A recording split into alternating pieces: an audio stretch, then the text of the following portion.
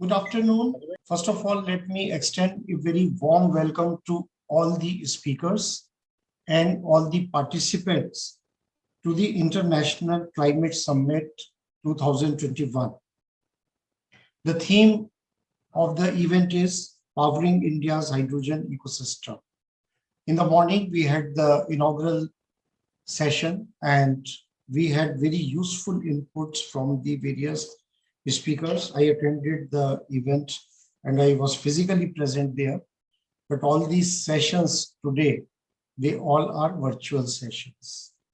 We have a very impressive lineup of speakers, but first of all, let me start by thanking PhD Chamber of Commerce and Industries and Dr. J.P. Gupta, who has taken this initiative to convene this summit and invite me for moderating this session.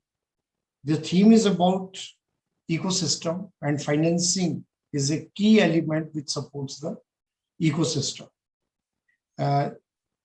The line of speakers, as I said, it's a very impressive line of speakers, and they will be presenting their ideas and views on them. So I would not like to impinge upon what are they going to say. But as a practicing banker who was very actively involved with the financing of the renewable energy projects in the country, I would like to share some of my experiences, how it happened. And to begin with, talking about the solar energy, in 2009, it was the beginning of putting solar energy plants in the country. And in 2011, our Honorable Prime Minister, who has launched the National Hydrogen Mission in his Independence Day speech on August 15, he was the Chief Minister at the time when he had the courage and the guts to award PPA for solar power at the rate of ₹15 per unit. So which was unheard of in 2011. But the point is that somewhere some beginning had to be made, and country had hardly any installed megawatt power, solar megawatt power. And today, when we speak, in 10 years, country has installed nearly 40 gigawatt solar power. So in 10 years, huge progress. And in the last 3 years, tremendous progress. And our Honorable Prime Minister and the French Prime Minister, they were instrumental in forging the International Solar Alliance. Why I'm mentioning that the commitment at the topmost level in the country is to push the green energy and position India at the forefront of this revolution which is happening. And today we heard that green hydrogen, that is the new thing, and a lot of action is happening. One key difference which I would like to point out, again from my experience, that for the solar energy, it was very many young entrepreneurs. If we look at Acme Solar, or if we look at Renew Power of Sumant Sinha, Avada Power, or many others, and many others. And these were the young entrepreneurs who were supported by private equity. Initially, the traditional or legacy bankers were reluctant to fund these projects.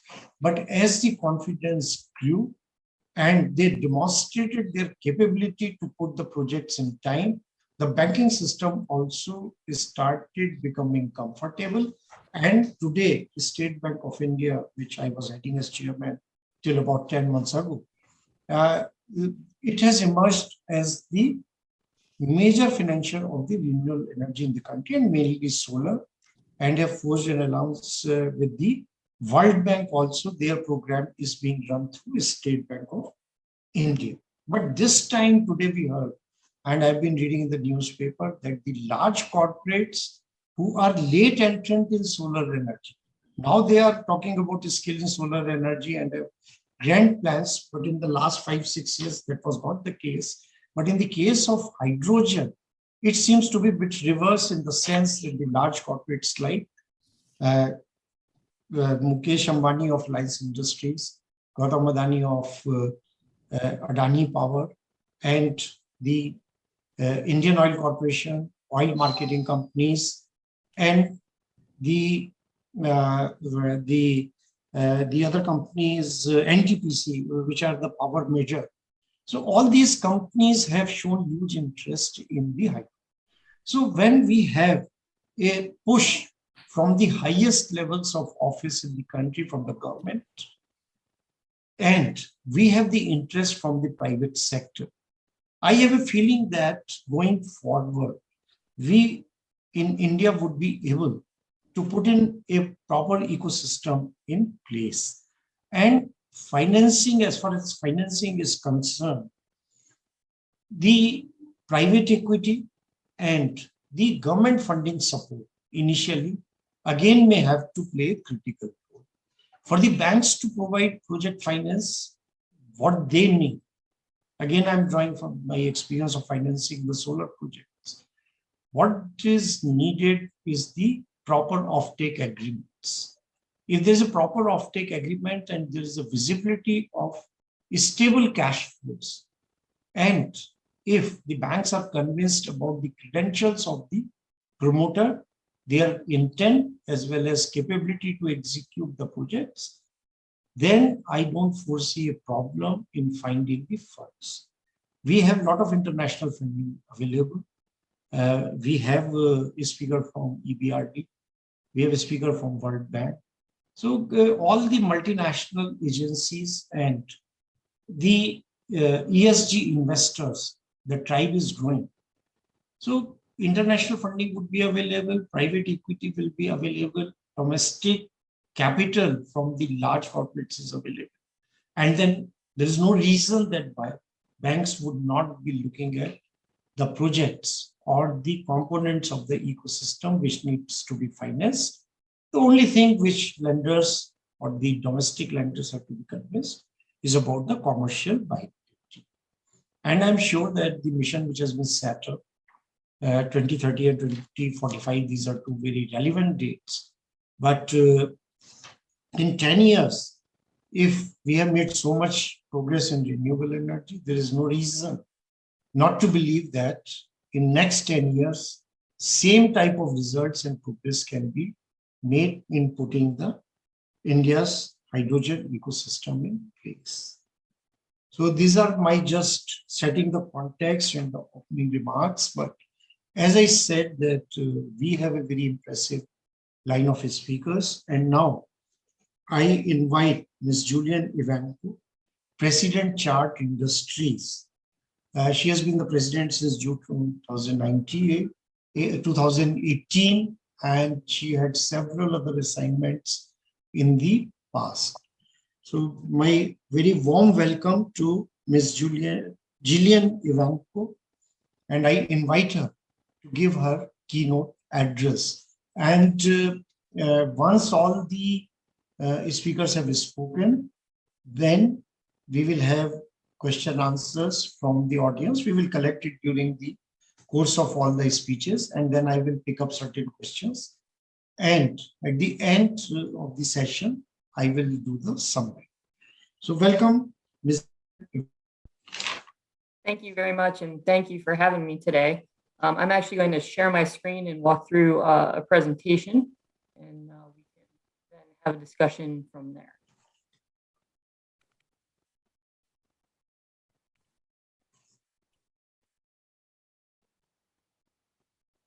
Okay, so I wanted to introduce myself first. I am the president and CEO of Chart Industries. And at Chart, we are cryogenic designers and manufacturers of process technology and equipment for the end markets of clean energy as well as industrial gases.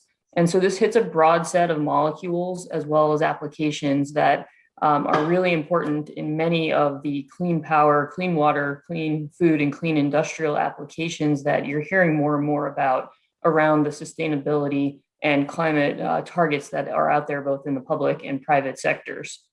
We sit in a very unique position in the value chain of the molecule. So we sit in the middle where we provide process technology and equipment to the producers of the molecule as well as to the end users of the molecule. And what's important about that is we are molecule agnostic. So we look at this as a hybrid of opportunities in the clean energy transition. And as the result of that, we can see the variety of different types of power and fuel solutions that exist out there.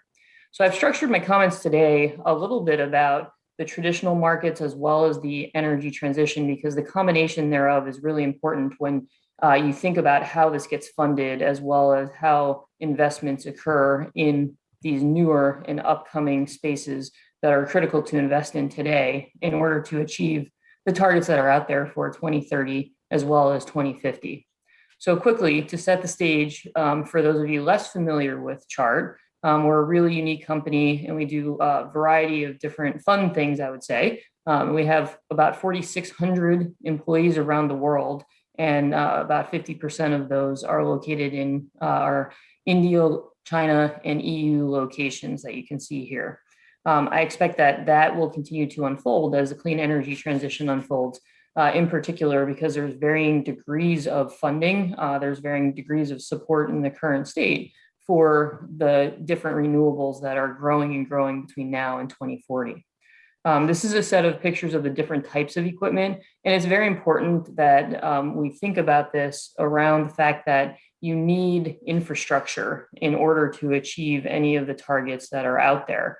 So I show these pictures to show the variety of need of infrastructure, and I'll go into some descriptions of these, but all of these are really utilized in the combination of how clean works together. So clean being sustainability, being around ESG, and this isn't just around clean power, it is the combination of water and power and industrials.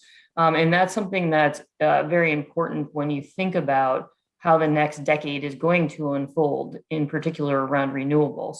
And I show this because it really is, how do you create the opportunities for the variety of different applications to work together in what surely will be that hybrid of solutions. It's also important in the discussion when we're talking about how to fund, that we talk about the industry groups that participate in the energy transition and how you participate in industry groups such as Hydrogen Council, such as the India Hydrogen Alliance, in order for the industry to build upon itself and to find those various different ways of funding, whether that's green funds or other ways to get the money to kickstart the economy that is still very nascent. So as we talk about hydrogen, this is the value chain that I briefly spoke of at the beginning, and you can see that there's a variety of different pieces and parts in this. Perhaps the most important part of the discussion is, how do we get into the projects and get them moving, and what are the right projects for hydrogen, so that we can have this be a cost competitive part of the solution, as well as have it be scalable. And that's what you see really in the natural gas economy. That's what you also see in diesel. So we're talking about having the funding and having the investment in order to drive cost competitive and scalability for the hydrogen molecule when you compare it to other answers for power and fuel. So how do we achieve that? And first, let's step back to the macro picture of what's happening in the hydrogen economy. So first of all, hydrogen is hot, and I say that somewhat jokingly because it's actually one of the coldest molecules at negative 423 degrees in the market. But we've been manufacturing hydrogen equipment for over 56 years, and it really wasn't until the last couple of years where it became a topic that was very real and tangible in the market as part of the drive for the solution to clean. So you can see on the left-hand side that there's over $500 billion of investment in projects that have been announced in the last 12 months. 150 billion of that 500 billion investment has been announced since February of this year. So the increase in funding, the increase in availability of capital to do these projects is a key part of the change that's been happening in the hydrogen industry. I mean, historically, hydrogen was really used in the space applications, space exploration, whether that was the Indian Space Research Organization or NASA in the United States. And now you're seeing it being utilized across a variety of different applications that I showed on my last slide. So there's also a perfect storm of activity. And again, whether that's public or private sector, that's happening right now. If you look at the various governments around the world, you see 31 different countries that have national hydrogen strategies. Of those 31, more than half have announced those hydrogen strategies in 2021 alone. You also look at the investment around where is that investment occurring? And that's what you really see on those three bubbles on the screen here is production, distribution, and end application. So that was those same three buckets that I showed on the value chain. A lot of the investment right now and where a lot of the cost of the molecule is in production. So you really need access to create that molecule itself, and you need to drive that cost down. And that's how investment in larger scale projects is going to be a key and critical part of the first half of this decade in order to have hydrogen be cost competitive when comparing to diesel or when comparing to natural gas. So from our seat in the middle of that value chain and here and the now, what we're seeing in terms of equipment sales is around the process or the production on the left-hand side of the circles there, as well as fueling transport. And that's to bring the infrastructure to the end users. One of the reasons for my comment about the hybrid of renewables over the course of time is that there is existing oil and gas infrastructure and coal infrastructure around the world.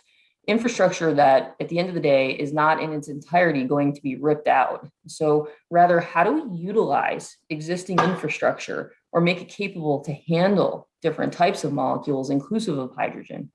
So for example, in many cases, the natural gas infrastructure is still being implemented around the world because it is cost competitive and it is scalable. And that's a good thing because it solves an immediate need. But there's a way to make natural gas infrastructure usable for hydrogen too. And fundamentally, all of this requires the funding that we're talking about today and money to make this happen. So the funding is simply a matter of time, in my opinion. What I mean by that is it is going to happen. It's either going to happen now or it's going to happen in the future. So if you do it now, you're not going to end up playing the catch-up game that we've seen with other molecules, inclusive of natural gas. So being proactive and taking advantage of the solutions to solve for this is really critical in the first couple of years of the 2020 decade. There's a variety of options available for funding, although I would argue that these options need to be more universally available and faster versus regionally available, which is what we're seeing today. These options for funding include, and certainly aren't limited to, green funds, hydrogen-specific funds like 5T, which support projects by investing in them for specifically defined terms and specifically defined periods of time. Private sector investment like Chart does as a company, the government or public stimulus money, also government or public tax credit or tax hurts. And those types of credit programs can be in the form of tax or can be in the form of finding ways to create different types of carbon credit systems. So these funding opportunities are really not strictly related to hydrogen. You heard in the opening remarks that we've got battery solutions, you got solar solutions, but at the end of the day, there is going to be a hybrid, as you see on the left-hand side of the screen here. And that's really bringing together the combination of renewables that make the most sense for each applications. This slide demonstrates that we're really seeing the renewables being the largest piece of the growth puzzle over the course of the next 20 years. And you see that on the right-hand side of the page. So if I look at the types of economies, the types of industries, and the types of countries that are investing and setting these targets for 2030 or 2050 or 2060, what you see on the screen here is countries that in 2020, June of 2020, so just about a year ago, we were talking about the number of countries having these targets could fit on one slide, could fit on the screen that you're seeing today. But governments now, if you updated the slide, it would take numerous pages. So that's been a significant change in the last 12 months. All of the governments that have committed to a greener and cleaner future have looked to each other on how they're rolling that out. And I talked about the types of funding. Now, 75 different countries have net zero carbon emission targets.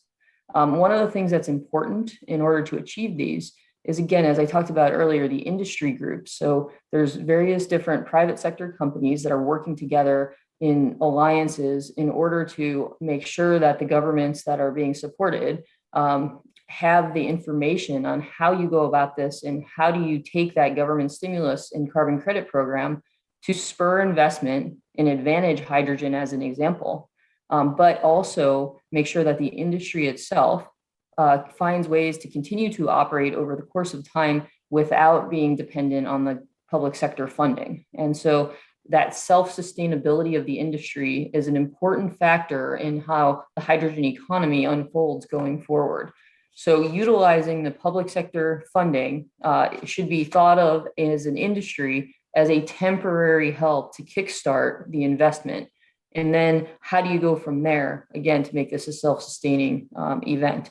What we're also finding around the world in government stimulus programs is that they can come in various different forms. It doesn't necessarily have to be money funding. It can be funding of specific projects. So these projects are meant to position each respective economy for hydrogen, regardless of the location, for that region to have a start when there becomes the connections between regions, similar to what we have seen with natural gas. So right now, a lot of the hydrogen work is being funded on a regional basis. At some point, there will be an interlinkage globally between the hydrogen economies. And it's important that activity happens today in order for each particular country in each particular region, in particular in India, that you're not left where you have to play catch up again in 10 years or in 15 years. So the interlinkage between the hydrogen economies and the regions is something to watch very carefully and something to make sure that investment is happening today so that when it becomes a global market, you have the ability to participate in that global market. So what are we seeing now in hydrogen? We're seeing liquefaction. So liquefaction, there's various different types of hydrogen, which is really important when you think of how do I invest in this and how do I pick the right solutions and the answers. And there's technical elements of hydrogen in particular that you have to understand in order to make the right decisions of where to invest and what funds to ask for. So liquefaction has been something that's important when thinking about where monies are going. Understanding the difference between gaseous and liquid hydrogen is important. And that again goes to, am I putting infrastructure in place that's going to be utilized and going to be cost competitive?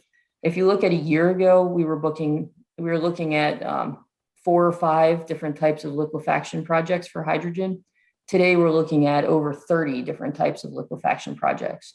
And that's really the result of liquid hydrogen being more volumetrically efficient than gaseous hydrogen, which allows you to have longer distances and heavy duty transportation. It also allows you to store the fuel. It's a denser fuel, so it allows you to store in smaller plot sizes if that is a concern. Liquid hydrogen is easier to transfer than gaseous hydrogen because it has less boil off than gaseous does.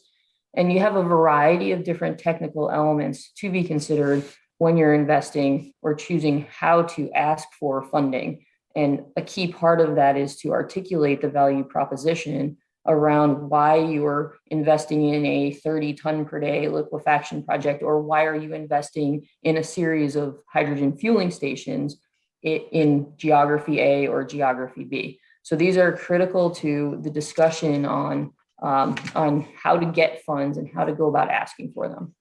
We're also seeing a lot on hydrogen tanks. So whether gaseous or liquid hydrogen, you need to have a place to store it. And that's both at that front end, the production site that you saw on the value chain, as well as at the end use site, whether that's a fueling station or whether that's a warehouse that is utilizing hydrogen for the molecule in whatever application is being used.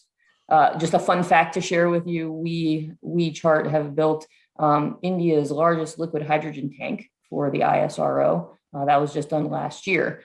So these are large tanks, and certainly having the capability and the safety elements around this is another part of thinking of how do I make sure that I'm getting the right funding and I'm getting the right quality associated with handling a very important and dense molecule. So now you have the hydrogen produced and stored, but it's not near the end user like a fueling station or a manufacturing facility that needs it for fuel cells. How do you get it there? So again, via hydrogen transport or trailers like you see on the screen right now. If you're wondering if this is really something that's used more and more, the answer is yes.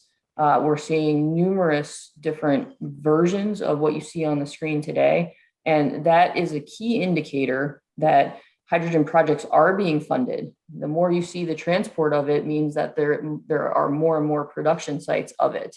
And that's important when you think about, again, how do you get these projects funded? So this slide talks a little bit more about integrated solutions, which directionally is where the hydrogen market is going, specifically more full offerings for fuel stations around the element, again, of infrastructure. So we're seeing a lot around, I have an existing fueling station for LCNG. How do I make that LCNG station handle hydrogen as well? And there's pieces and parts to that, but it's really important that you have the funding to be able to do that. And it goes back to my comment around, if we're going to do it now or we're going to do it later, the investment is going to happen. So it's better to do it now than playing catch up. And I'd say the other piece of the puzzle to think about when you're talking about green funding is around certifications. So right now, certifications are very regional, but making sure that you're prepared for the concept of this being a global economy. And that's why, again, investment today is extremely important. So ultimately, how big will this be? You can see on this screen a variety of different partnerships, and I think that's really important.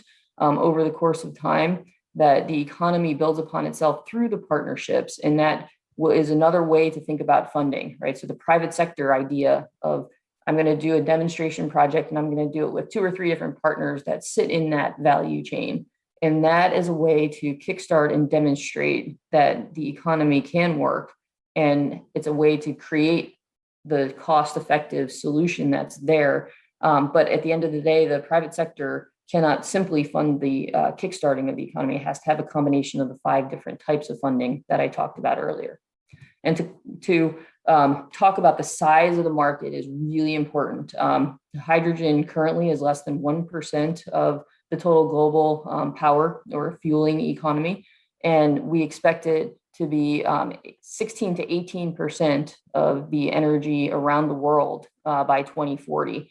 So that's a significant increase in terms of the amount of investment that is needed to get this moving. And you can see from simply our company's perspective that hydrogen is the #1 area that we expect the market to expand dramatically over the next 10 years.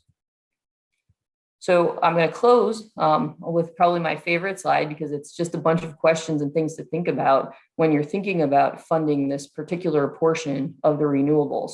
And I put it together really to spur conversation because there's so many various viewpoints on these topics. I'm going to quickly touch on a few. It's important, again, on the public sector incentives and stimulus, that policy supports it, and there's ways for the economy to have access to that capital. With policy support, the hydrogen economy could produce millions of jobs by 2030 and be multi-hundreds of billions of dollars into the economy in that same time frame. But ultimately, again, it has to be self-sustaining. Somebody has to pay these people that are going to be working these jobs. One of my favorite questions, I've kind of hinted to it, is it's going to be a global economy instead of a regional economy. And that's really important when you think about what's the pricing model. Is this going to have a spot market like natural gas? There's plenty of hydrogen-specific funds that are already out there, in particular in the EU, that have benchmark pricing, that are ways that you can play, but not be fully exposed to one single hydrogen investment or project. And lastly, collaborating and partnering. You saw this on the prior slide over here, that these partnerships are really important to build the economy and have it be ready to play in that same time frame in this decade. And you have to think, though, carefully about who you partner with, because there's long-standing relationships that will result from that. And how does that work in terms of where you want your company or where you want your investment to be? So I'd be remiss in not commenting on our #1 priority in hydrogen and all other molecules, which is safety. So safety is a really important consideration, in particular for investors to think about. So These are not projects that you should be doing with some company that is just new into hydrogen. It has to be thought about as experience, as quality, and how do I play to make sure that this is very safe? Because the worst thing that can happen for a nascent economy that's just getting started or industry that's just starting to evolve is to have a safety incident. So I'd say place your bets, and it'll be a really fun conversation during the Q&A session to hear the various different views about how hydrogen will play over the coming decades. Thank you for allowing me to have this time today, and look forward to the conversation.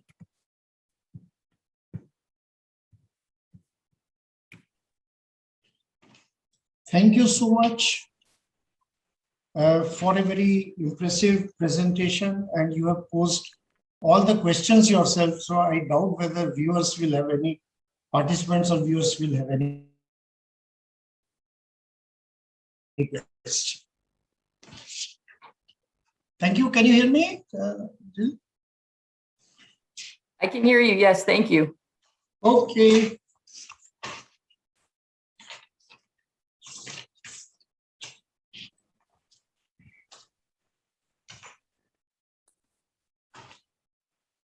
So now I invite our next speaker, Isabel Lauren. She is Deputy Treasurer and Head of Funding at EBRD London. I'm sure that we will get a perspective on how the international funding institutions like EBRD, what is their take and how are they supporting countries in their effort to reduce the carbon emission, and as well as development of ecosystem around hydrogen. So once again, a very warm welcome to Isabel. Please go ahead. Thank you very much. I'd like to thank the organizers for their kind invitation to today's discussion. I'm going to mostly focus actually on the green bond market as a means of financing projects for the green economy. So for over 10 years now, the green bond market has provided an important conduit for directing financial flows towards critical environmental projects, such as the hydrogen projects being discussed today. In explicitly articulating the use of the bond proceeds, green bonds have raised awareness of climate and environmental issues among a broad range of capital market participants.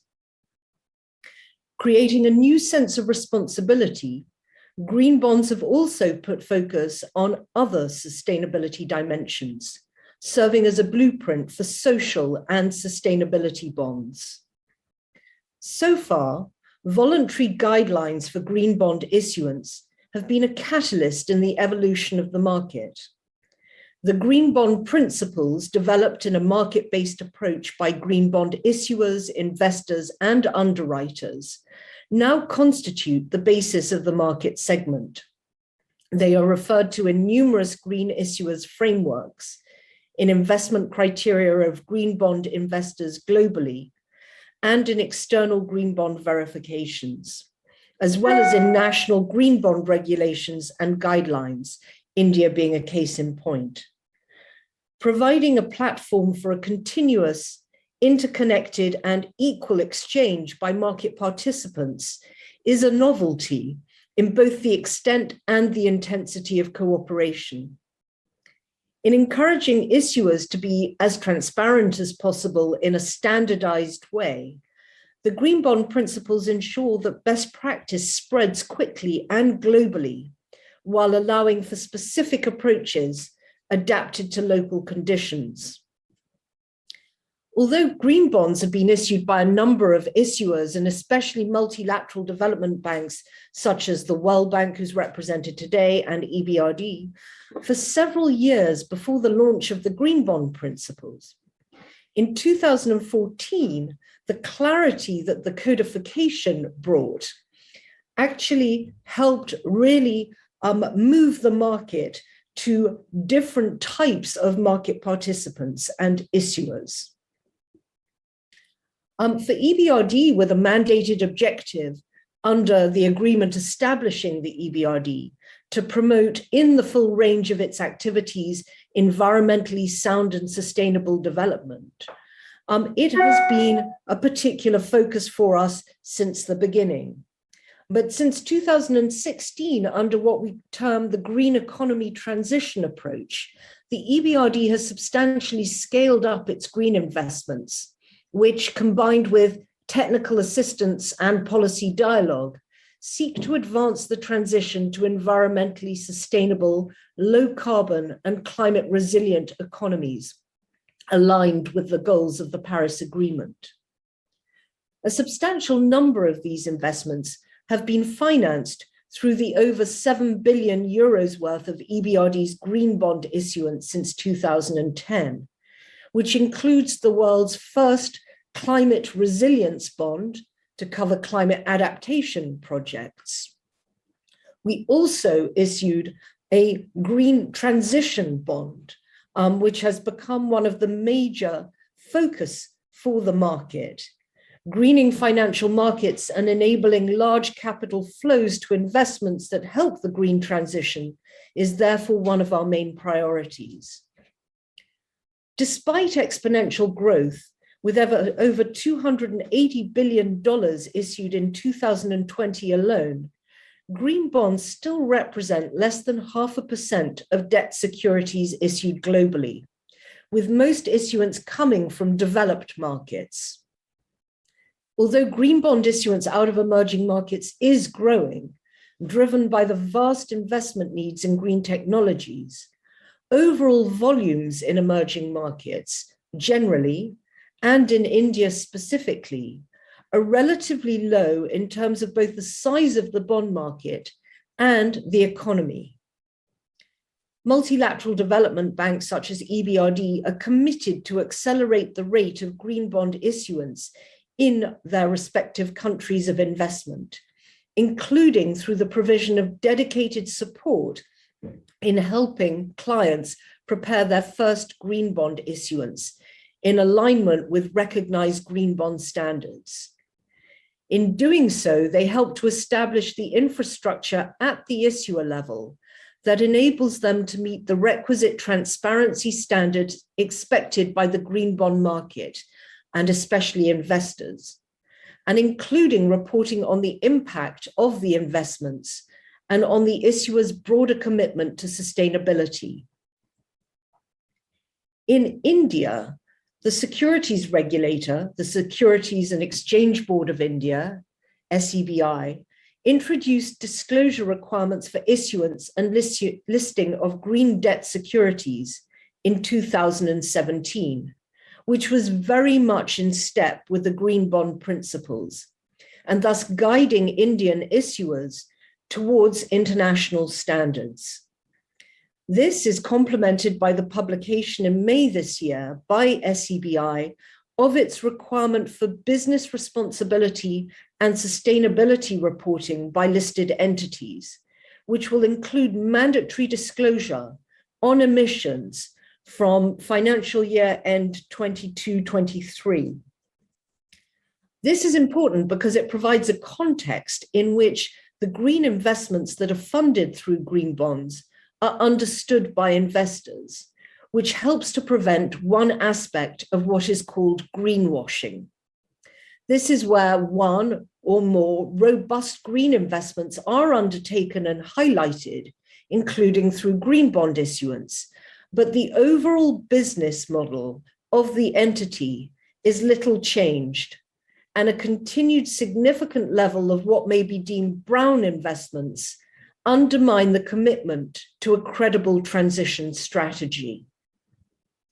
The term greenwashing can also be understood in terms of the undertaking of green investments that may be deemed insufficiently ambitious, especially in the high emitting and hard to abate sectors of the economy. Until recently, the projects underlying green bonds have therefore substantially focused on climate mitigation investments, and most especially those that could operate in a low carbon environment or better today. As the work of the EU's technical expert group on sustainable finance seeks to underline in their approach to building a taxonomy, we cannot meet our long-term sustainability challenges without substantial improvements towards decarbonization and improved resource efficiency in those key sectors of the economy that are today highly dependent on fossil fuels and which represent urgent technical and economic challenges to achieving the transition towards net zero carbon emissions. For this purpose, significant investments are needed, in particular because many of these sectors are also critical to achieving the Paris goals.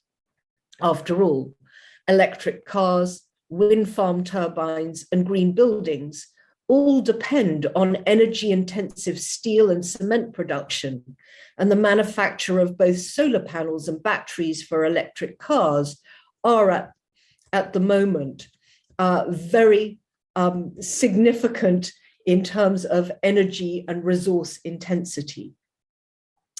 In identifying climate transition investments to be funded through green bonds, the focus has broadened to projects that finance significant resource improvements in the manufacturing sector, and in particular in chemical, cement, and steel production, as well as food production in agribusiness and sustainable land use, in transport systems, and in the construction and renovation of buildings.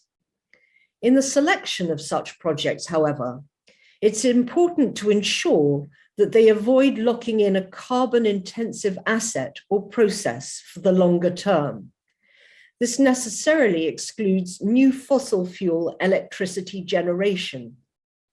However, in relation to EBRD's transition projects, for instance, we determined that where significant CO2 reductions could be made by switching from old and inefficient oil and coal facilities to gas, this would be compatible with the transition objective if the project employs the best available technology and if there's no feasible alternative for that specific location. It also serves to recognize the marked benefits of gas over solid fuels in reducing emissions of particulate matter and nitrogen oxides. Impact reporting has garnered increasing attention as a means for the green bond market to underline its integrity and credibility, especially as issuers often provide information on future actions envisaged and will only achieve an environmental impact at a later stage when the allocation to green projects takes place. Thus, impact reporting serves to increase capital allocation to environmental sustainable projects, especially as a growing clamor from investors for impact reporting appears to be driven by their own obligations to assess the relative merits of individual green bonds and report to their own investors and beneficiaries. Investors may also be driven by the need to comply with regulatory requirements, such as France's groundbreaking Article 173, the Joint Agreement of China Securities Regulatory Commission, and the Ministry for Environmental Protection on listed companies' environmental disclosure and recommendations, including those by market and regulatory bodies, such as the Task Force on Climate-Related Financial Disclosures. To enhance the transparency and integrity of the green bond market, a significant effort has been undertaken by the Green Bond Principles Working Group on impact reporting to further develop voluntary guidelines for assessing a project's environmental impact. These are fully available on the Green Bond Principles website. They're created by a working group, which includes issuers, investors, underwriters, and environmental advocacy and advisory groups. And it focuses on the conveyance of key information reflecting the environmental benefits of the assets to be funded by green bonds that are aligned with the Green Bond Principles. The goal is both to reduce the uncertainty for issuers and ensure the timely availability of relevant information for investors and wider stakeholders by agreeing best practice for quantitative and qualitative disclosures of the impact resulting from green bond investment. The harmonized framework for impact reporting, which was published in December 2015 by 11 international financing institutions, contained core principles and recommendations for reporting, as well as impact metrics for renewable energy and energy efficiency projects. This served as the starting point for the Green Bond Principles Working Group on Impact Reporting, which aims to develop core impact metrics and guidelines for all 10 Green Bond Principle project categories. So far, this has resulted in guidance for all but one of the project categories. And so core indicators and templates are now also available for water and wastewater management, for waste management and resource efficiency, for clean transportation, green buildings, biodiversity, climate adaptation, and more recently for circular economy projects, with the latter released earlier this year. In recognition that not all green bond issuers may be in a position to report under any proposed core metrics, additional sustainability indicators have been devised for each project category. They frequently centered on the number of people benefiting from the relevant project, and thus focus more on reporting outputs than on impact. This seeks a balance between the drive to enhance the integrity and transparency of green bonds and ensuring that reporting requirements are not so onerous that they preclude a wide variety of green bond issuers from coming to the market.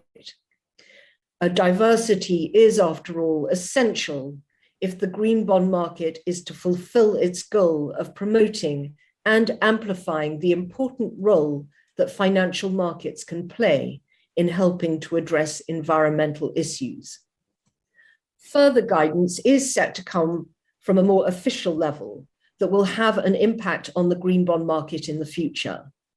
Most prominently, the European Commission and its technical expert group that was established in the summer of 2018 are currently working on a taxonomy to indicate environmentally sustainable activities, as well as an EU green bond standard, which all come under the EU's Action Plan for Financing Sustainable Growth. The International Organization for Standardization is also developing a standard. May I request you to wind up? I'm sorry for the interruption. Sorry. I'm sorry for the interruption, but the time is a bit short. So my polite request to wind it up as quickly as possible now. Absolutely. Thank you. The hope and aim of these efforts is to unlock beneficial change, to scale up the green bond market, and support green and sustainable finance as a whole. While it's a given that necessary changes on our path to a low carbon society are initiated in the real economy, financial markets are getting ready to effectively support that change. Thank you very much indeed. Thank you very much. Isabel, it was wonderful, and whatever you have said about the green bond market, the transparency and integrity, I think this was a very, very good and detailed insight into how the green bonds market is working and how will it evolve in future. So thank you once again. Now we have an abstract of a speech, or rather a recorded speech from Surbhi Goyal. She is a senior energy specialist with the World Bank's Delhi office She's currently in Sir, USA. she is not Surbhi Goyal, sir. This is Dr. Sunita Satyapal. Sorry, Dr. Sumita Satyapal. Surbi Goyal is in India, right? She's the Yeah, next. she is there. She's already. Okay. No, by mistake. So Dr. Sunita Satyapal is the director of the US Department of Energy's Hydrogen and Fuel Cell Technologies Office within the Office of Energy Efficiency and Renewable Energy. So in this capacity, she is responsible for the overall strategy and execution of hydrogen and fuel cell activities. Because she's in US, so she regretted her inability to make it in person, but she has sent her speech, and I will now request our technical support team to put that speech on the screen.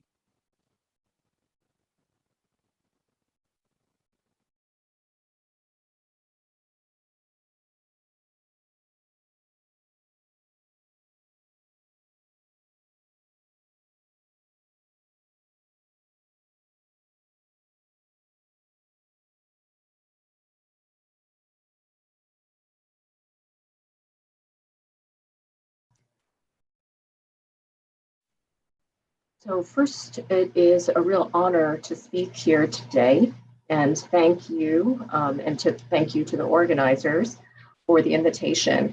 And today what I'd like to do is convey really 4 main messages. And the first is the sense of urgency. So we see the devastation around us, the floods, the climate crisis, the climate impact, and that is the number one message, the urgency, how we need to address the climate crisis. So in the US, we have, this shows you the energy consumption 2020. And for the first time, the good news is we have renewables exceeding coal, but you can see we rely very heavily on fossil fuels, so we still have quite a bit of work to do. So my first message is the importance of climate and President Biden's goals, concrete goals, for net zero emissions by 2050 and a completely clean grid by 2035. Now, the second main message I want to emphasize is the importance of what we call environmental justice, or our EJ40 initiative. So first, it is a real honor to speak here today, and thank you, thank you to the organizers for the invitation. And today what I'd like to do is convey really 4 main messages. And the first is the sense of urgency.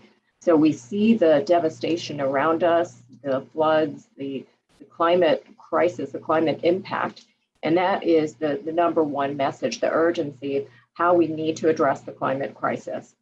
So in the US, we have, this shows you the energy consumption 2020.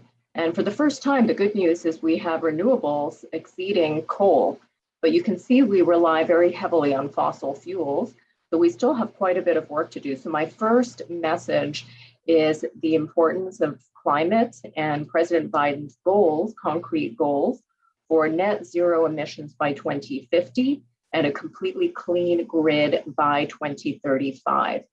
Now, the second main message I want to emphasize is the importance of what we call environmental justice, or our EJ40 initiative, where 40% of our federal benefits have to be in disadvantaged communities. So this is where we're looking at those communities that have historically experienced environmental and energy injustice, so minorities and other disadvantaged communities. This is a very high priority for us. Ensuring those benefits for all the people in the communities. So now, in terms of what I'd like to cover is obviously that hydrogen is part of a broad portfolio of activities. And we're going to need all of the tools in the toolbox to address climate and have environmental and economic impact. So we released a program plan. It's online in November, and we have concrete targets. So to be competitive in a sustainable market-driven approach, we have specific metrics, and these depend on the applications.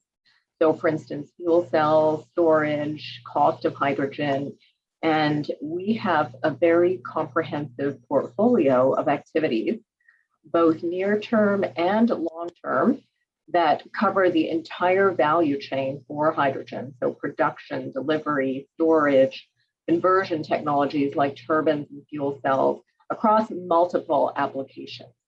And the key that is really to get to scale, in addition to getting to cost competitiveness for multiple applications.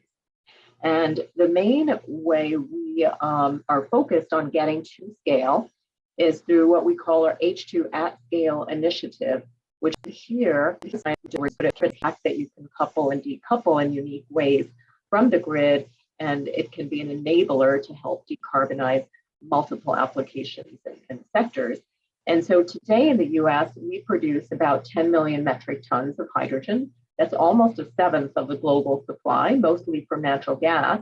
And we see scenarios where we can produce even as much as 5 times more. And to give you an idea, 10 million metric tons more of hydrogen would double today's solar or wind deployment in the US.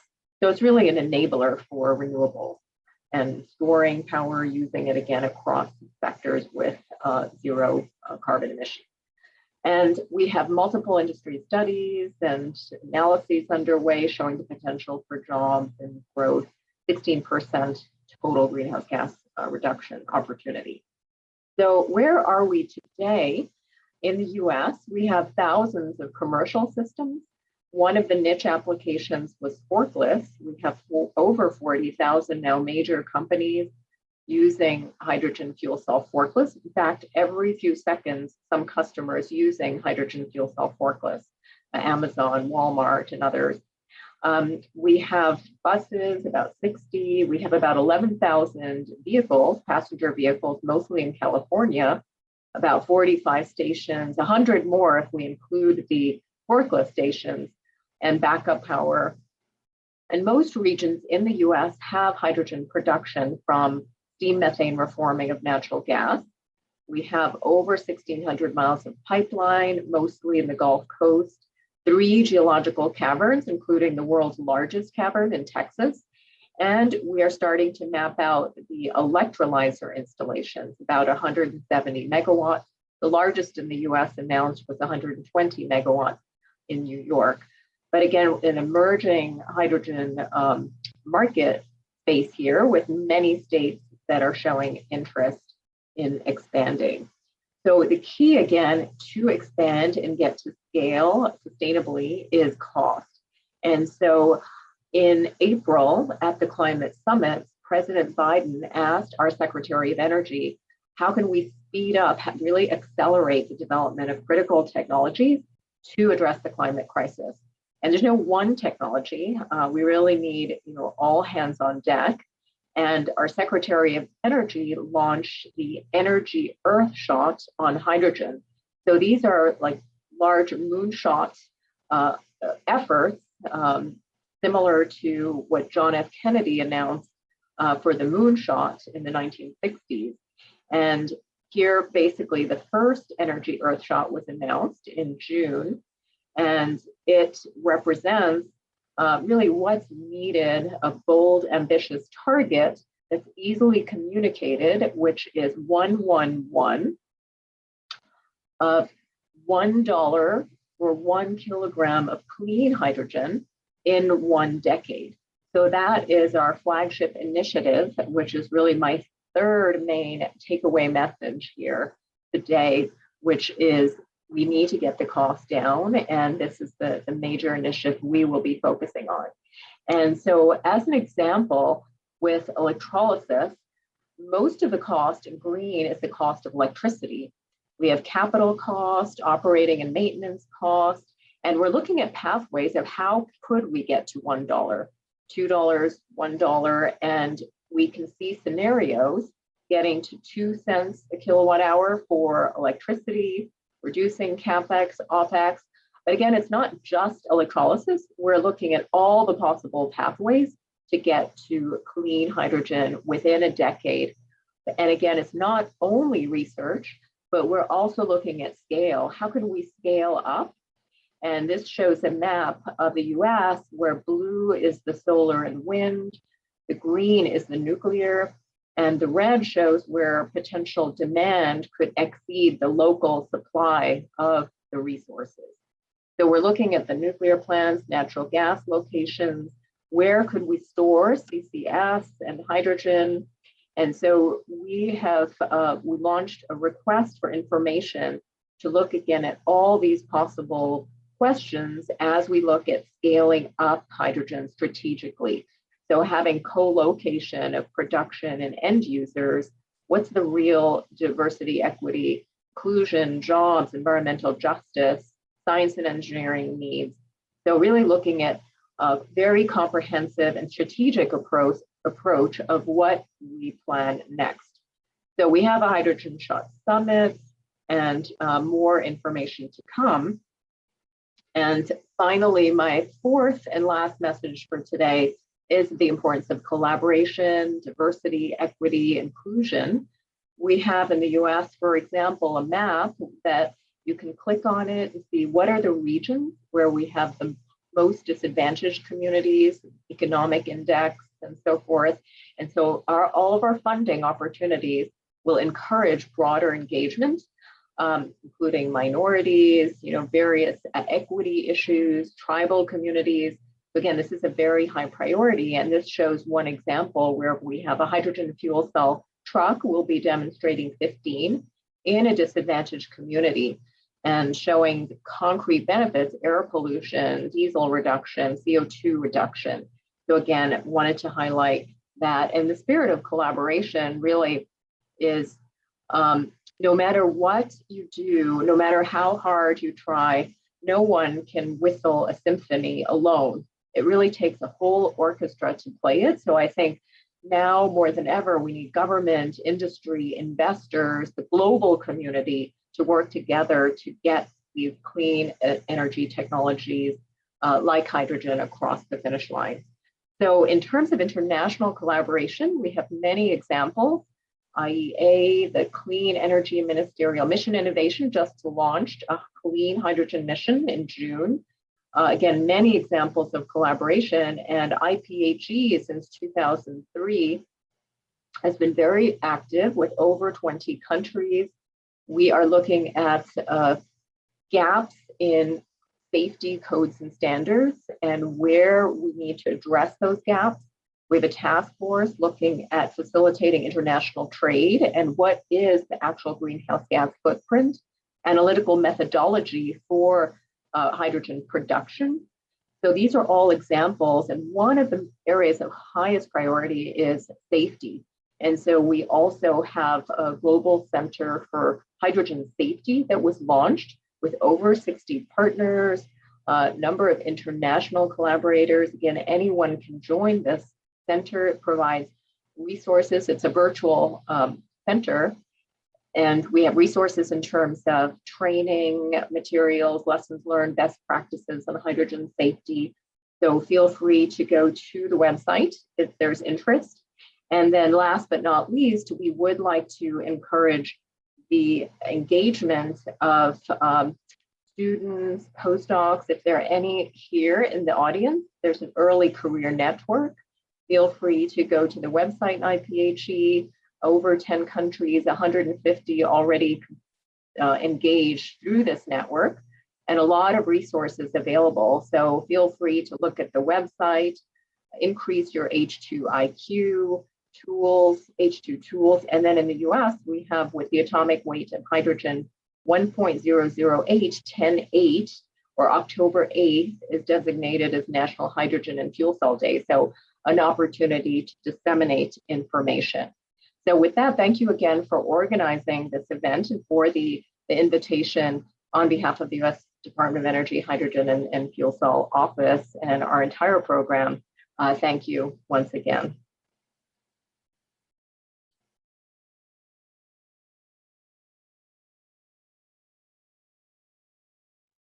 So this was again a very good speech by Sunita Satyapal, and the overview of what is happening in US. and many lessons to be learned in India. Now, our next speaker is Ms. Surbhi Goyal. She is a senior energy specialist with the World Bank's Delhi office. She is leading some of the most innovative projects and technologies in renewable energy sector and being recognized as one of the Asia's most influential women in renewable energy. Over to you, Ms. Surbhi Goyal, and we are waiting for your speech. Sure. Thank you so much, Rajneeshji. This is an honor to be presenting here today. So I, of course, do not have a presentation, but I'll go through my speech. So, right. Only request about 12 minutes. Sure. I'll stick to it. Thank you. No, I understand. Thank you. Okay. So thank you so much again for this opportunity. So my, key takeaways, which I would like to give to the audience today is that, the recently released IPCC report has declared code red, which implies that the world is not on the track to deliver the climate change goals.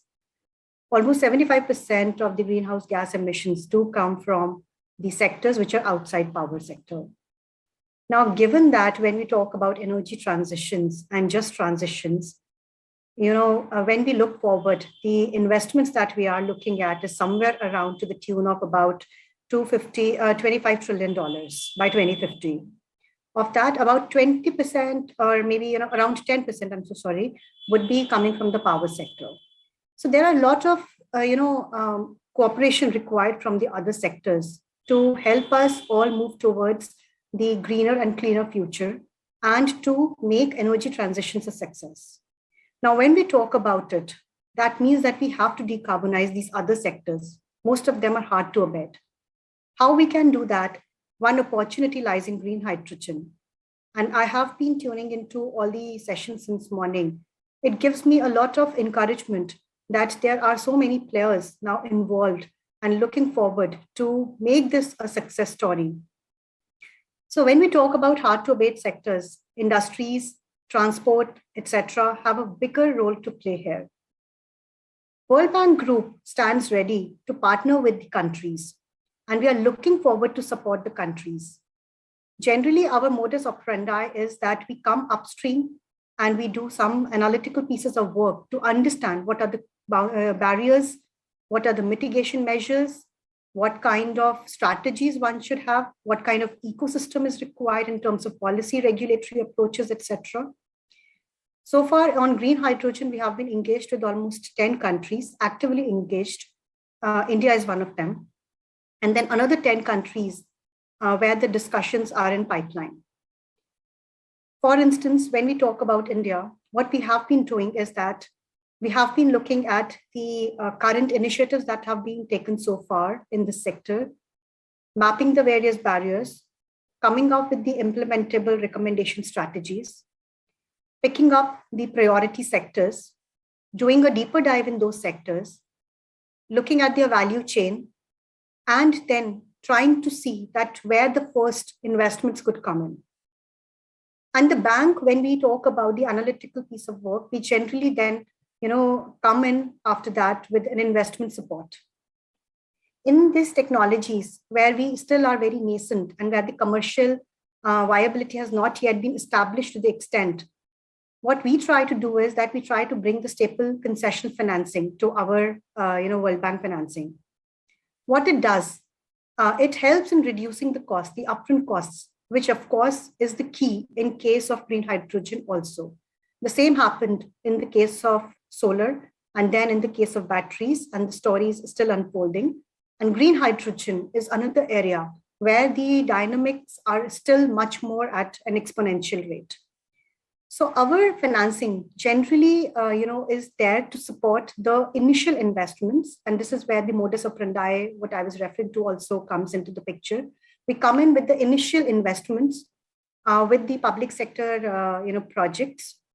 We try to establish the demonstration projects so that the lessons could be, learned from those. There could be success stories that could be established. Best practices from across the globe could be brought in. Once we have that success story in place, it brings more confidence to the investors, to the stakeholders. And that really helps in bringing in higher scale of commercial investments. So of course, as I spoke about that, about $25 trillion is what we are expecting in by 2050 for energy transitions. No public sector entity, not a single multilateral bank could do that. Private sector and commercial investments are an important and a very integral stakeholder to this entire success story. So that is how the bank, when works with the public sector utilities, try to also bring the changes in the ecosystems, try to infuse the policy regulatory interventions, and that really helps in bringing the confidence. We absorb the first mover risks. Now, when we talk about it, we also then at a right time also can provide with the credit enhancement instruments. Now, those credit enhancement instruments, for instance, if we talk about solar sector, so we can say, for instance, come in the partial credit enhancement guarantee instruments. Similar kind of instruments could be devised depending on where the sector is and what kind of intervention is required depending on the scale of the risk. So this is how generally our interventions are formulated. Now, when I talk about the costs that Sunita just mentioned in her previous speech, 111, I think majority of the costs are coming from electricity, of course. In addition to it, I think what is important is Make in India. The more we scale up the investments in inputs or the equipment like electrolyzers, the better returns we are going to get on our commercial investments. So how we can unlock that Make in India is something that we should also try to achieve for. The cost reduction, another important ingredient is the taxation. How we can promote the initial investments in this technology, be it on its value chain or on the end product or in terms of the end user applications. I do not have any ready answers. We might have some, may not be all after we complete this analytical piece of work, but those are very important to be ingrained. The National Hydrogen Energy Mission that has been recently announced, as I understand, is going to touch upon all these aspects, which is going to be a cornerstone for the success and the replication and scale up of the technology in the country. Last but not the least, across the globe, we have seen more than 30 countries announcing the green hydrogen strategies. India is following the suit. The electrolyzer capacities that are being targeted is about 60 gigawatts by, in next couple of decades. And of that, almost half of it is going to come by 2035. Majority developments are happening in Australia and Europe, but I'm sure that Asia is going to catch up and India is going to be the torchbearer for them.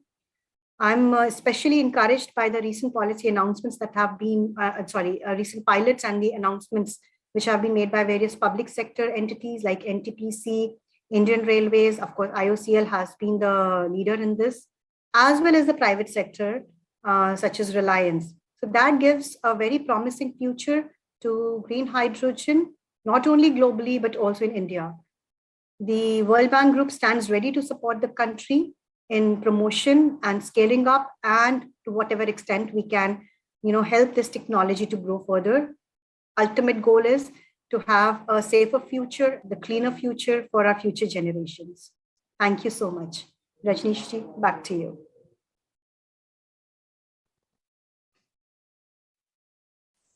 Thank you so much, Surbhi. That again, a very wonderful overview and the thinking which is at the World Bank and how they are supporting the initial investment in the sector. And in fact, as I was mentioning in my opening remark, State Bank of India, we run a very successful program with the World Bank around the solar rooftop program and many other programs. And this is one of the better ways of channelizing the funds where you have a domestic lender who is reputed and has the necessary skills to sanction and monitor the projects, and funding is available at a concessional rate from the World Bank. Thank you very much.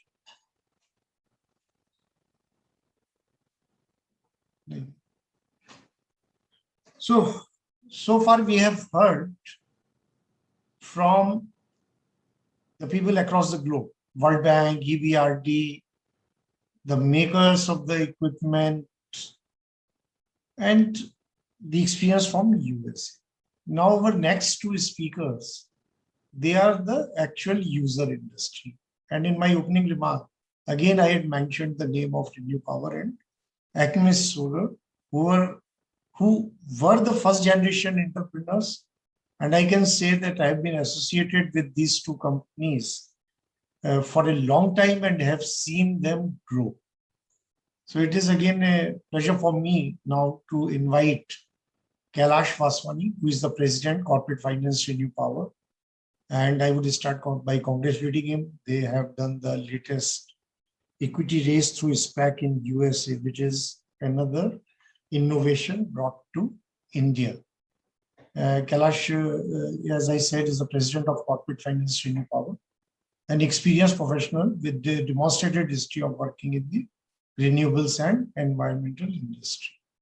And he has had leadership training from Harvard Business School. So, Kailash Vaswani, please. Thank you, sir. Thanks for your best wishes on the listing. It's my pleasure to be here as part of this panel. I think it's been very insightful, what all is happening in the world of green hydrogen. And, obviously renewable energy will have a very big role to play in the success of the overall, evolution or transition to the green hydrogen technology. And basically, I'll just talk about, what my views on that are. So overall, sir, as far as, the hydrogen, the total investments which are required is almost close to $350 billion of capital is needed. As far as the levelized cost of hydrogen is concerned, again, currently green hydrogen costs almost, $5 per kilogram. Compared to gray hydrogen, which is more like at around $2.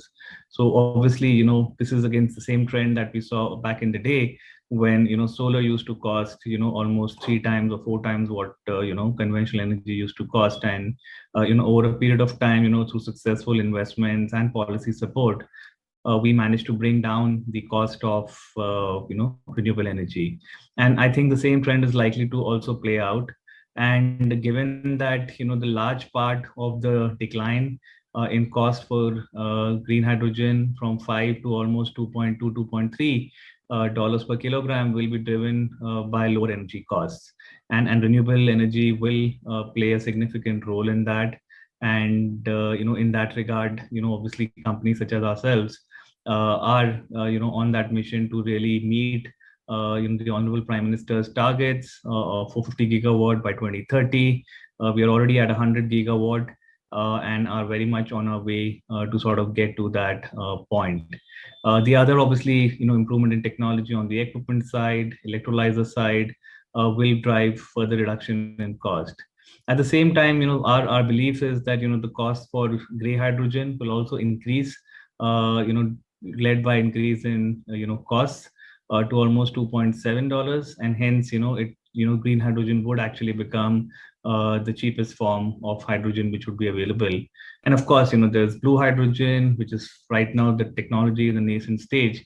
So we'll get there on that. So given the green part of green hydrogen, renewable energy, we have built a successful company over the last 10 years or so, and have reached a capacity of almost 10 gigawatt. Our targets are to further increase that capacity over the next few years. And there is obviously a lot of opportunity that we see.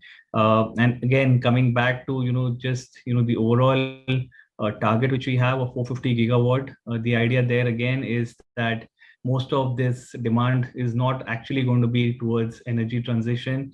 It's largely going to be led by increase in demand for energy. It's going to be led by applications on the EV side, on the green hydrogen side.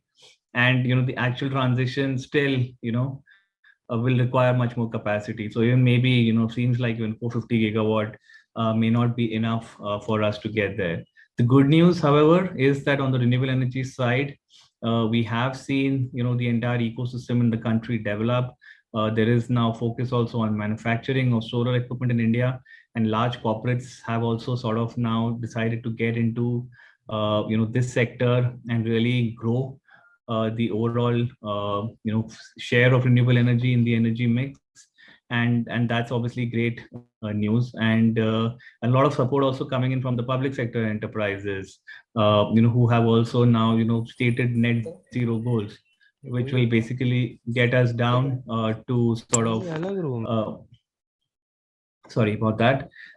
Basically they have the net zero goals now, which will basically ensure that they also contribute in the energy transition play, which is happening right now. On the capital side, again, the establishment of the technology, the entire availability of capital on the led by ESG has obviously contributed a lot and will continue to do so going forward in the future, and we will see the benefit of all of that again to meet some of these targets which we have. One key source of capital on the debt side, apart from obviously all the support that we've got from the Indian institutions, it has been the dollar bond market or the green bond market, where we've seen record issuances year after year, and for example, in 2020 there were almost $22 billion of green bond issuances. In the first 4 months of 2021, that number was surpassed, and we're likely to end the year with almost $40 billion of green bond issuances. So the ESG theme, the funds are now basically focused with capital pools, which are again denominated, specifically just for ESG investments, have again gathered traction. We as a company ourselves have raised more than $3 billion of green bonds till date from the international capital markets. And again, the factor which works in our favor has been that, obviously, we have our own climate goals. We are, right in the center of producing clean energy. And then obviously we have a big focus on sustainability, the social side of things, including, taking care of the communities, having a safety program, and then on governance, again, following the highest standards of governance, having an independent board, which is very diverse, have contributed in our abilities to sort of raise these green bonds. What I feel going forward for further support to the sector, and in fact, even for some of these applications, and especially for the green hydrogen part, would be policy support, including maybe looking at some sort of dollar PPAs, because again that can further bring down the tariffs compared to where it is currently. So which will again sort of expedite the transition into green hydrogen.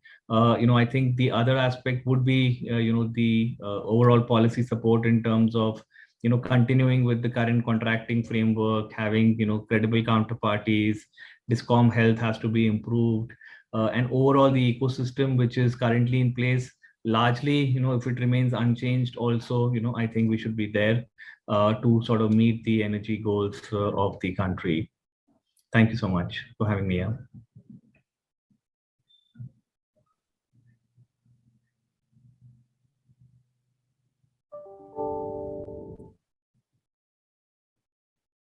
Ready, sir. Thank you. Yeah, thank you, Kailash. Thank you very much. And it was a very good user's perspective. And finally, we have another speaker, Neeraj Gupta. You can hear me, everyone? Yeah. Yes, sir. Yes, sir. I can hear you. Yeah. Sir, I just wanted to tell you, sir, the over 2,500 participants are there, sir. Right. Right, sir. So I thought other speakers would also know. No, absolutely.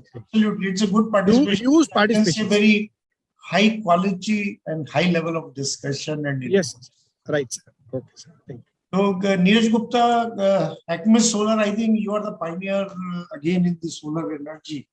And again, a very high quality professional, Manohar, right? I haven't met him for some time, but I intend to. And Neeraj, he's a corporate finance professional with considerable experience in raising equity, structured, mezzanine debt, project debt, mergers, etc., right? So Neeraj, over to you.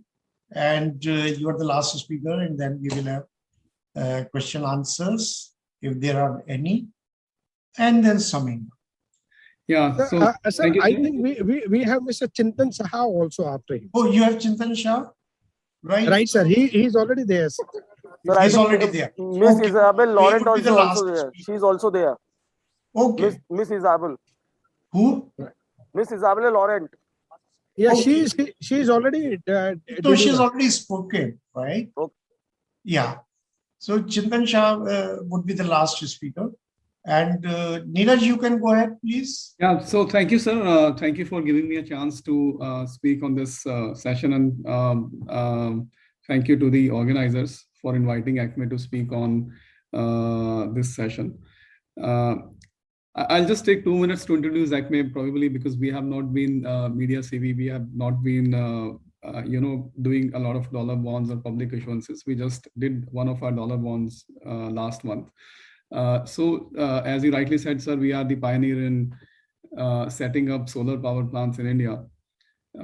We started fairly early in 2011 when we set up first solar power plant of 15 megawatts.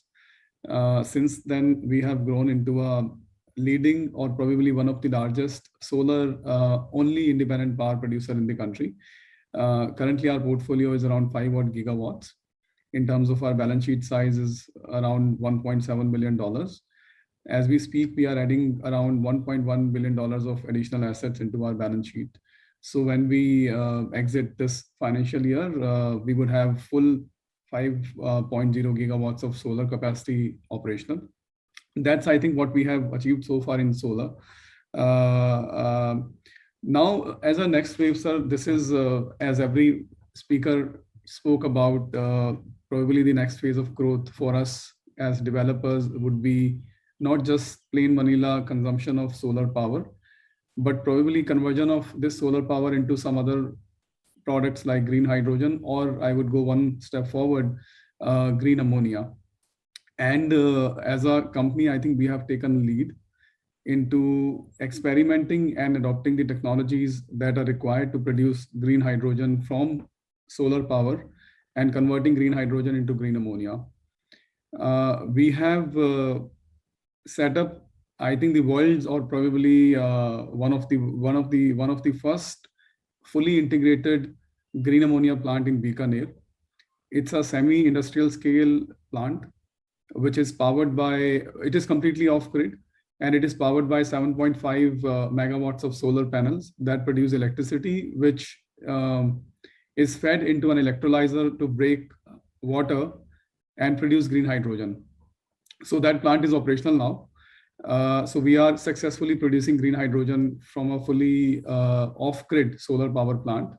Not only that, by the mid of in this month itself, by let's say 15th of September, we will also be producing green ammonia from the green hydrogen that is being produced by solar power plant, 7.5 solar megawatts of solar power plant. Now, why we did that was our promoter is actually he gets very excited by technology. He's a technocrat. He's unlike maybe other developers where the background is more finance oriented. We have been a technology focused company. So he has this vision of now branching out into start producing green hydrogen. And this was a first step from our side where we set up this small plant from our own equity, because it was very important for us to pilot and showcase how these three different technologies, when I say three different technologies, I say solar, which produces power. Then there is a second piece, which is electrolyzer, which breaks which breaks water into hydrogen and oxygen. And the third technology is a syn loop, which combines hydrogen and the nitrogen that is captured from air to produce ammonia. So these three components of technologies, they are well tested, but they are well tested independent of each other. Solar is more than 20 years old technology. Electrolyzer is 60 years old technology. Syn loop again is like decades old technology. So there's no questions of these technologies when they are working independent of each other. But as soon as they start to come together, and this is I'm talking about, we are also setting up a 300 tons per day or less than 1 million ton per year green ammonia plant in Oman. That would probably be the one of the first of its type fully integrated large scale commercial plant in the world. We chose Oman for various factors, but that will be I think, the first plant, a large scale plant. So I would want to talk about the challenges that developers like us are facing or will face, because speakers have spoken about that there's a lot of potential for green hydrogen. I think that is now done and dusted, and we all accept that green hydrogen is the way to go forward. And probably for some point in time, till the technologists are able to find out how to transport green hydrogen successfully, maybe green ammonia will also remain a commodity that will be sold in the world's markets.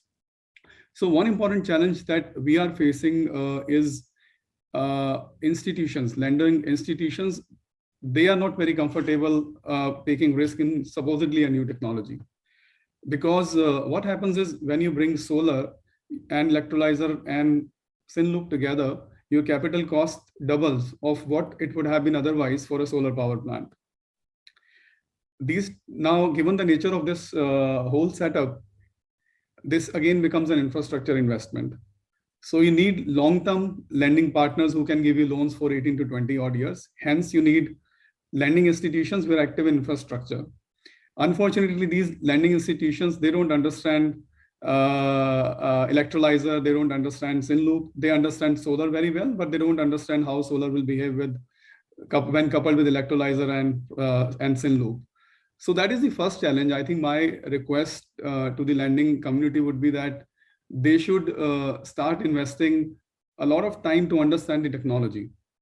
Because of course, developers like us are there to educate the lending institutions, but it would take some time, it would delay the process. But if they really want to participate in this interesting, I would say, a phase of green hydrogen, then probably it's their responsibility also to get comfortable on how these technologies work together and whether the risk is really perceived or it is the actual risk as well.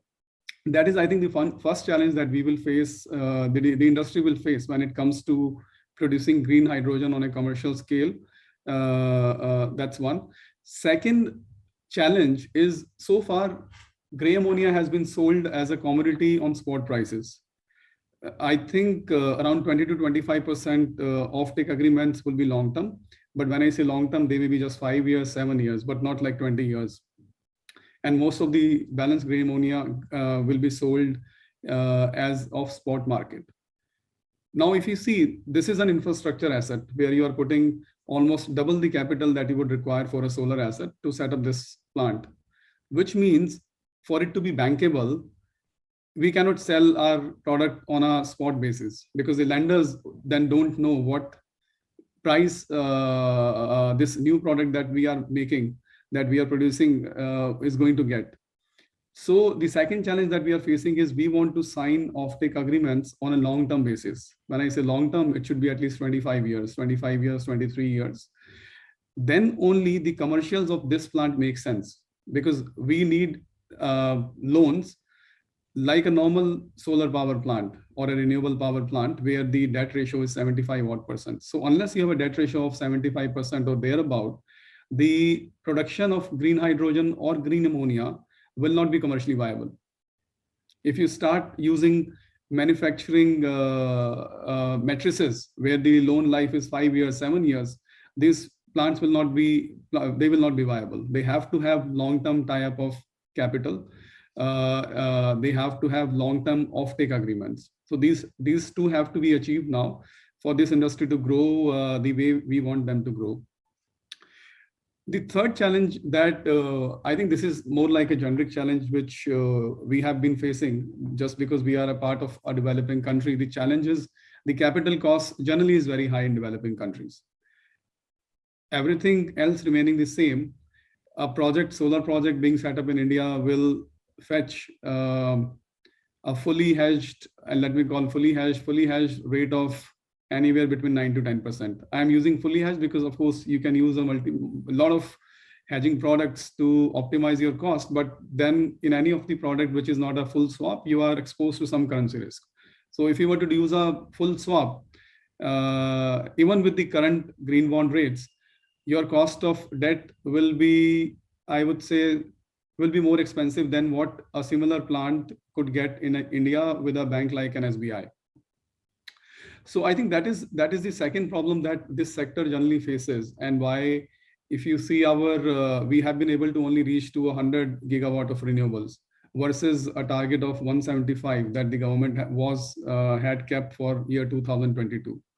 So availability of capital, availability of cheap capital is something that I think I don't have any ideas how to get capital cheap, because it also depends on the call that is being taken on India as a currency depreciation versus the currency of the developed countries, and overall India's rating when it comes to attracting low cost of capital. But I think that is the third important challenge that the industry will face, because ultimately, unless and until we produce green ammonia or green hydrogen at a commercially viable price, which means a price of around $350 to $400 a ton, I think the industry will struggle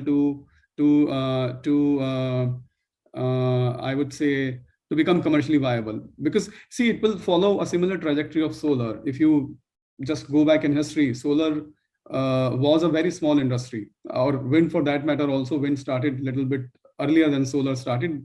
Since I come from solar, let me just talk about solar.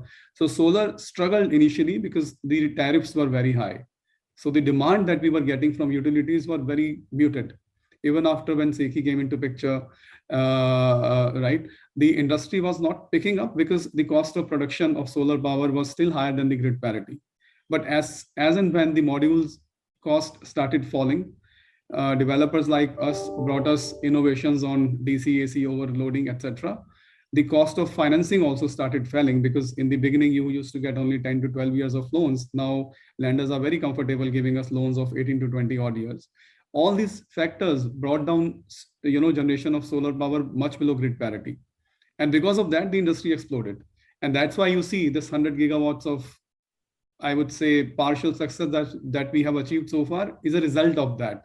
Had the module prices been higher, had the cost of funding been higher, or long-term loans not being available, I think we would have struggled to reach 20, 25 gigawatts even.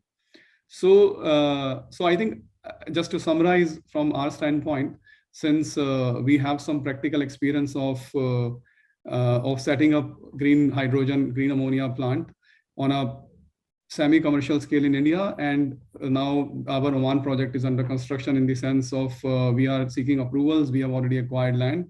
We have reached out to lending community to provide the financing support. So just to summarize, I think these are the three challenges any developer would face when it comes to setting up green hydrogen plants. The challenge number one would be the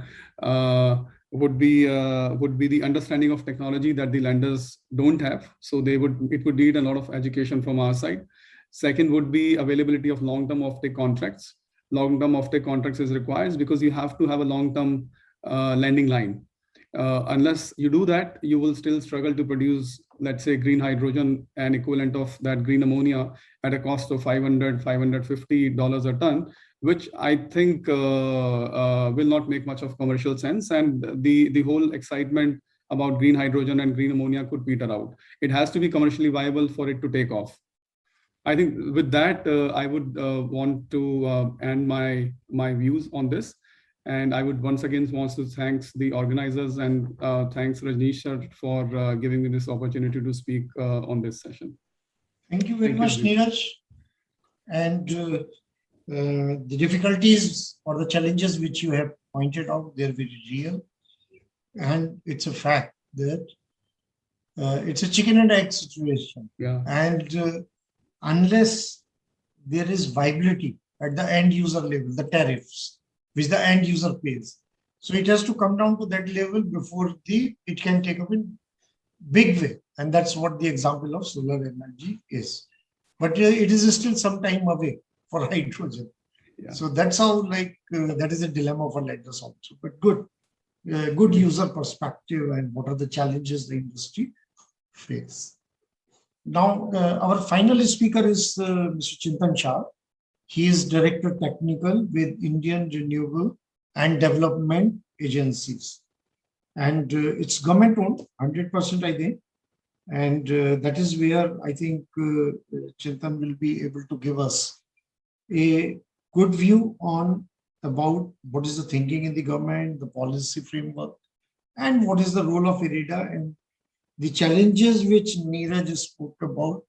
What is the way to handle those challenges and see to it that capital is available and available at a reasonable price.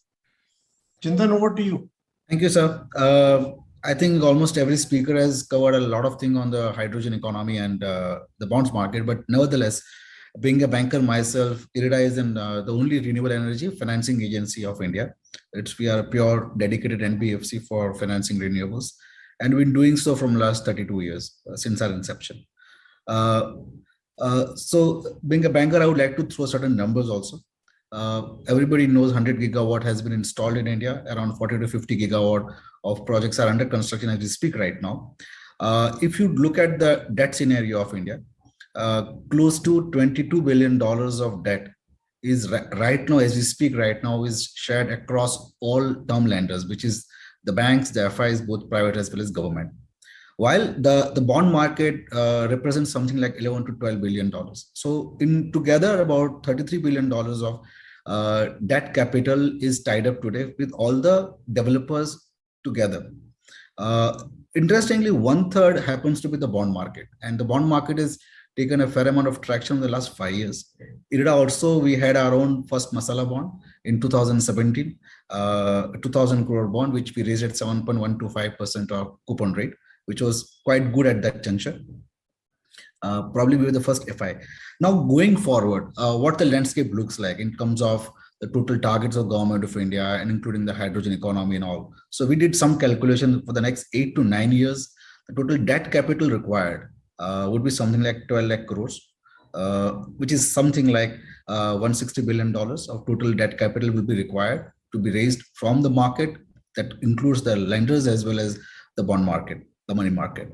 And we personally feel that around 60 to $70 billion would be term lending or the construction capital as we speak right now, because most of the projects after working for 3 years of stabilization will go to the bond market. So over the next 8 to 9 years, you will say that around $60 billion would be tied up with term lending and about $100 billion will be in the bond market. That's what the broad landscape looks like, give or take here and there. And obviously, the bonds instruments would be getting further developed in terms of floating of AIF by the various debt institutions. I would say category 2 at AIF, which is essentially debt, or people would be raising money through InvIT, as well as normal corporate bonds and which might get funded by various entities. So that's a broad thing on the financial landscape side. Now, green hydrogen is very interesting because green hydrogen doesn't only talk about energy transition, it's also a commodity transition. If someone wants to use liquid ammonia and fix liquid ammonia as a raw material, as a fertilizer, you're actually manufacturing green fertilizer. Or somebody who want to use green producer gas or sync gas, you will be manufacturing green steel. So you are not just living at energy transition, but a commodity transition. If you look at the energy landscape of India, of the total 100 units of landscape of energy basket of India, only 15 units is electricity. 85 units is still primary energy, which is essentially coal, oil, natural gas, and biomass. The advantage of hydrogen is hydrogen becomes a Swiss knife. It was always a challenge for cheaper renewables to get into the primary energy market or the basket. Hydrogen allows that transition from going from electricity to the primary energy market, because by manufacturing hydrogen into value addition, you will be replacing the natural fuel or natural fossil fuel, either coal or basic oil and gas. That's an advantage of hydrogen. Another advantage with the hydrogen, unlike the traditional method of renewable energy, which is grid connected solar or wind, to that matter, electricity market happens to be a regulated market in India.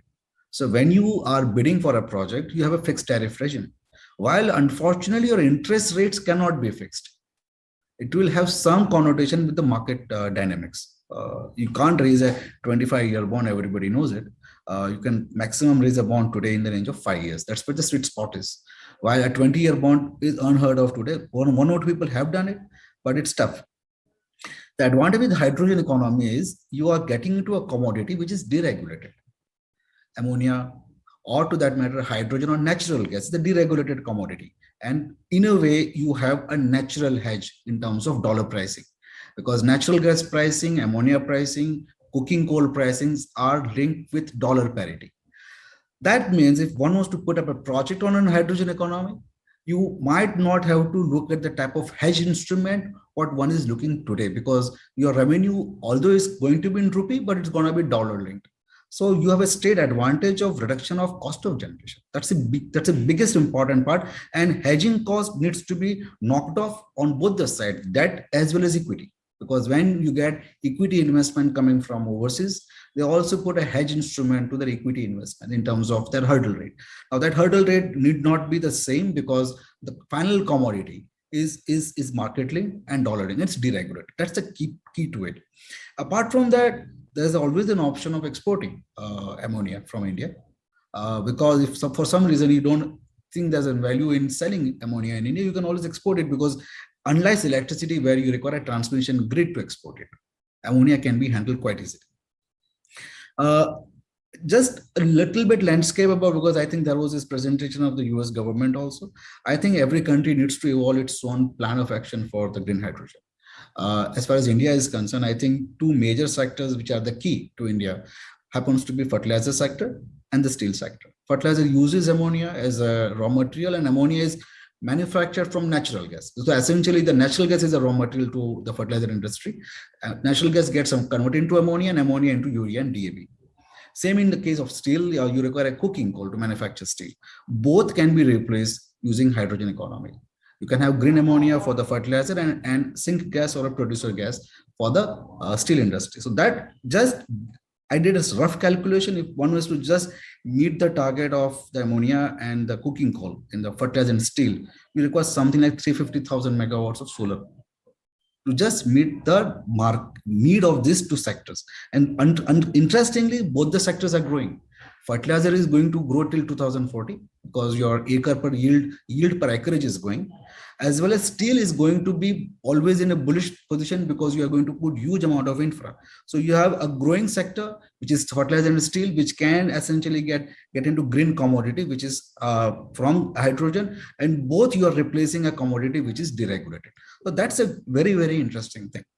One last thing which I would like to tell over here, the key lies in economies of scale. I mean to say, people migrated from putting 50 megawatt of solar to 250 megawatts, 300 megawatt of solar projects. Hydrogen economy, one can't think of something less than 4 to 5 gigawatt of project at one single location. Because if you want to put up an electrolyzer, I think there's a great economy of scale when you put up 5 gigawatt electrolyzer, not a 250 megawatt electrolyzer. That economies will never come. So have economies of scale. You also make up a reformer unit to manufacture ammonia at one particular location. Essentially, you create an entire refinery complex at one location where you have a 5 gigawatt of RE park coupled with electrolyzer of a 5 gigawatt size and a reformer for ammonia, so that you can essentially handle ammonia and transport ammonia to a variety of places. That means one particular project ideally should be in the range of 5 gigawatt, representing something like $5 to $6 billion of investment, total investment, and something like $3.5 to $4 billion of debt requirement. Now, that's the method that's going to go forward, where the economies of scale of entire target of 111 by 1 decade would make more sense. So that's all I had to share from my side, sir. Over to you. Thank you. No, it was wonderful putting the entire thing in perspective, the investment needed. And I think it was a very, very useful presentation to them. A lot of numbers have come in from, and that is what one would expect from data. Right, so we are done with all the speakers. Any questions from audience? We can take the question from the participants. They can put it on the chat. And if there are no questions, then I will do the summary.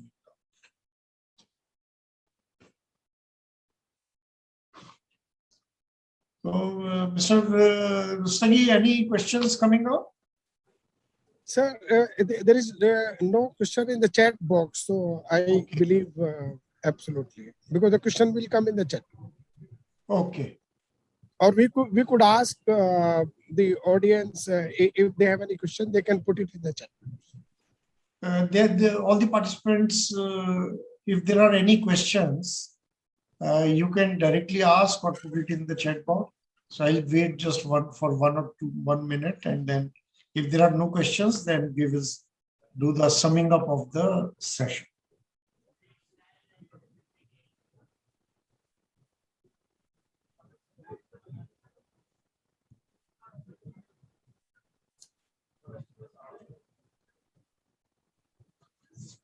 Sir, I suggest, I think you could start. Okay. I believe it was a wonderful session, in fact. And that is what we were looking for. There are many questions, and I think many answers have been given in this session. And I must compliment PHDCCI that they have been able to get the range of speakers, and not necessarily from the financial world, but we had the keynote from Ms. Gillian Ivanko, and she gave us the perspective about what are they doing or their company Chart Industries doing in putting up the required infrastructures. And she spoke about that, how the collaboration is needed between various countries.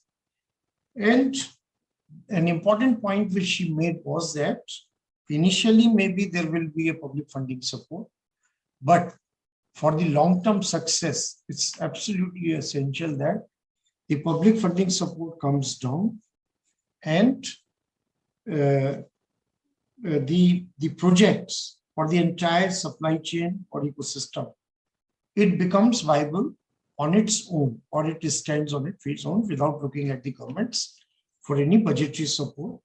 But yes, initially it will be required. Then we had Isabel from EBRD, and she, in detail, I would say, explained about the green bonds and what is the approach of EBRD, which would be the approach for most of the multilateral institutions. And EBRD, whether it is EBRD or World Bank or any other multilateral institution, we are looking up at scaling up the investment, and which can prepare the nations and the world for a low carbon, resilient economy. And two things which came out very clearly from our address was about the transparency and integrity of the entire process that has to be ensured. Then we had a presentation from Satyapal, and she gave us the idea about how and what is happening in the US and what their Department of Energy, what is their hydrogen program target. And she spoke about 111. Today I heard two numbers, 111 and 212. But 111 is more exciting in my view, which is $1 for 1 kg clean hydrogen in 1 decade. So I think a very noble goal, very well articulated, easy to understand. And again, she highlighted the fact that it requires engagement of all the stakeholders, and she spoke about collaboration, diversity, and inclusion. Then we had Surbi Goyal from World Bank, and she's based in India. Again, important point she raises is that the commercial viability is yet to be established, and that in part answers the question later on, the question which was raised by Neeraj Gupta about the hesitancy on the part of the lenders to commit any money because they're not convinced as of now about the commercial viability. And their multilateral institutions like World Bank, they are able to play a very critical role, and they help us in reducing the upfront cost and support initial investment through public sector projects. And once the success of these projects is demonstrated, then the private sector participation can happen. And once the success stories are established, it will bring more confidence amongst the investors as well as the lenders. Then, of course, we had a view from Kailash Vaswani, and he gave the example of that, how the solar, the costs have come down in the last 1 decade, which everybody has witnessed. And hopefully, like solar, in the next 10 years, the target 111. So hopefully that will also be established. And once we reach that level, or even reaching before that level, then you can attract all types of investments, including debt capital for the project. Neeraj shared his experience from ACME, and it's again a company run by a technocrat, and they have done a wonderful job. And the challenges which he mentioned about raising the capital, low cost of capital, and or long-term offtake contracts. So these are the real issues. And I had mentioned that initially, if any solar project they approach the lenders would not show any interest. But that is not the situation in the last 3-4 years. The scenario has completely changed. So we need to be more hopeful. And I'm sure that the scenario for the green energy will change. And again, I will repeat and mention that entry of large corporates, whether in public or private sector, so their capability to channelize the low-cost capital on the basis of the strength of their balance sheet. It's not exactly project funding. They raise the funds on the basis of the strength of their balance sheet and are able to keep the cost of capital very low and have access to domestic as well as international capital because of their very high credit rating. So that is one way where the large corporates, they would be able to channelize capital at a very competitive rate. But project funding to become cheaper or a low cost of funding is specific to the projects. Of course, long-term offtake agreement is a condition like only on which the financing can happen. And once the commercial viability lenders gets more confidence, then the money would be available. And of course, Chintan Shah, it was very useful to have all the numbers and what is the debt capital requirement. So 160 billion, currently 33 billion is already deployed debt capital. So it's a fairly big number, but not an impossible number to achieve in my view. And his explanation about how the green energy will transmit, or the energy transmission would happen through commodities. So the points are well taken. Economics of scale, very valid point. And today, in his inaugural remark, Mukesh Ambani, he spoke about that, what they are doing. And they are putting a big facility, which is an integrated facility where solar modules will be manufactured, energy will be produced, it will be used for producing green hydrogen and then ammonia. So these kind of investments, so companies like Alliance, companies like Adani, NTPC, IOC, I think this type of integrated project where economics of scale is there. So these people will do. And of course, in the entire ecosystem and the supply chain and the value chain, there will be a role for big, small, medium, and the lenders. So with this, I once again want to thank all the speakers. I want to thank all the participants who have been participating and listening patiently. In my view, the discussion, the presentation, that was of very high order. And I believe that the objective of this session has been fulfilled. So thank you again to the PhD Chamber of Commerce and Industries for organizing this.